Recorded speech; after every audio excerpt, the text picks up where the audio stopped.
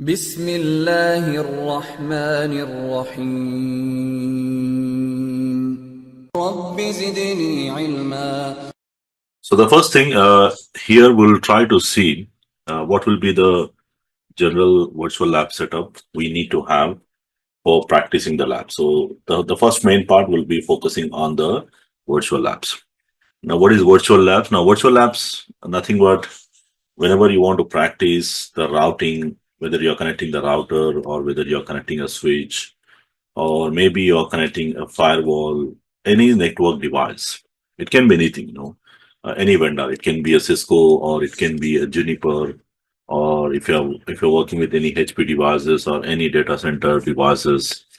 So in order to expertise, so the main reason of learning is you definitely want to expertise. So in order to expertise, implementing the labs are very important, because if you are just listening to the theory and you're not at all practicing, and you go to the production network where you need to know the concepts, at the same time you need to have a proper lab implementations. That is something also important.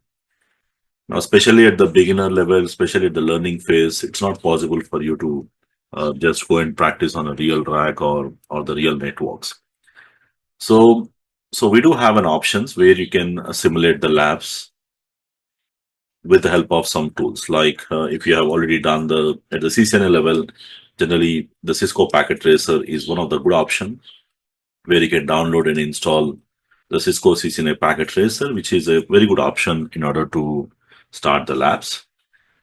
But again, as you move to the advanced level, whether you are moving on to the CCNP or whether you are moving into the firewalls or whether you are moving on to CCIE, so if you're planning for more advanced learning, then the packet tracer is a good option for at the CCNA level and to some extent on the switching side. Switching side, you can also do some CCNP level switching labs, but again, there are some limitations, because at the end, this software is more about software which is trying to simulate the real routers or the real switches with some limitations. But when you go to the advanced, you need to have the advanced version, and that's where there are multiple different options we have. Now there are two three options you generally have depending upon what you want to use. The one of the common option, there is something called GNS3. There is GNS3, we'll talk about this. And the other option, the latest entry, like GNS3 has been there for more than like 20 years or more. And again, you have the EVNG, which is similar to the GNS3, simulating the router switches. And also, Cisco have its own platform like Cisco CML. Now they changed to CML. Initially, it was a virtual internet routing lab. So CML, that is another option, which is going to be more kind of a paid version. Okay, so we'll see the differences as we move on. So if you're going with a free version, then probably the GNS3, to some extent, the EVNG also offers you. Okay. Now, what you can do, we can simulate the devices using this tool. So if you just try to look into the options, what we can simulate, there are many things. So if you just go and say like,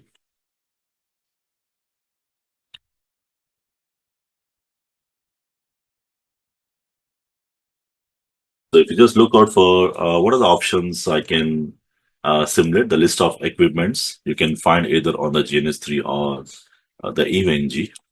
You can also find some information. There are plenty of images. There's a big list of networking devices. So the main focus here will be on the routers and the switches, but there's a big list. I think this is just a blog. So you will see a lot of options. Anyway, I'll try to list out the options anyway. So which means especially in the CCNP, if you're going with the CCNP Enterprise or CCIE Enterprise, the main devices you need to simulate is routers, switches. These are the two main devices which you'll connect, especially the routing, the routers, where you connect the routers and try to implement. And likewise, if you're going with the security concepts, you need to implement some firewalls, whether it is a Cisco firewall, Cisco ASA firewall, or Cisco FTD firewalls, or the Palo Alto firewall or FortiGate firewalls. Even there's a big list. I cannot even name that particular list, but there's a big list of devices what we can simulate. Now here you can see I have just listed some of the important devices. So here you can see the list. In terms of routing and switching, you can simulate different routers and the switches devices. It's just a small list.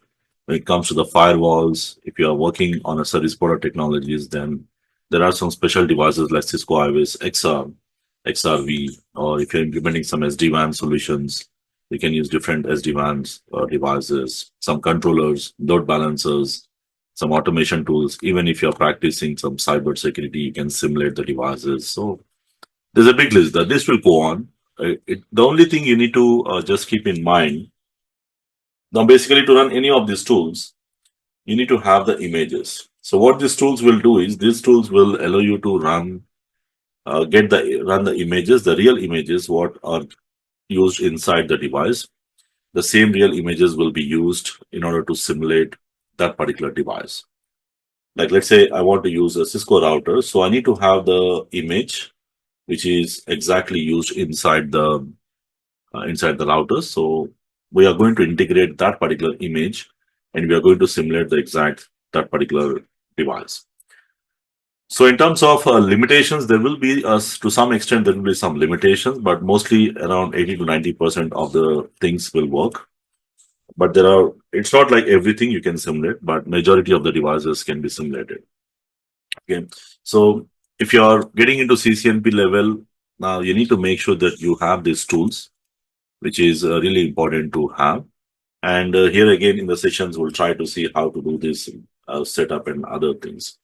And of course, you need to have the minimum configurations also required to run these labs. So in terms of the minimum configuration, it depends on what labs you are exactly implementing. If you're practicing at the CCNP level, where your job is just to run some routing, switching, and maybe some one or two firewalls. Again, which firewall depends. So you can run this with a 16 GB RAM with any i5 processor. That's something minimum you can run with.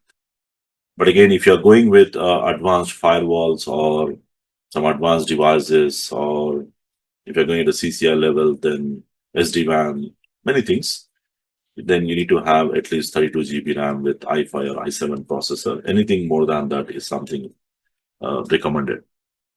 And that's the reason, or most likely, if you can possible, probably some kind of refurbished servers.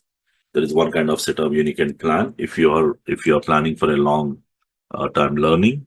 Then probably you may also need to invest on some server, kind of a refurbished server, which can cost you roughly within less than $800 to $100, $1,000, so something around that. Something recommended, because again, as I said, as you move on, there will be a lot of resources required. So the normal laptops or the normal computers will not be enough to handle these requirements. So here our scenario, as we move on, we'll try to see these options. So we'll start one by one and we'll try to see. The mainly here at the CCNP enterprise level, if I'm covering up, the main focus will be on how we can simulate the routers and the switches. Again, if you're going with any other specific course, depending upon the course, what you exactly select, you can simulate the devices. So the basic foundation remains the same, like the installation process or setting up the images. It all remains the similar in all the different devices. It won't change. It won't change much. Just the images will change, and the locations where you place those images, that is going to again make a difference. There will be a difference on that as well.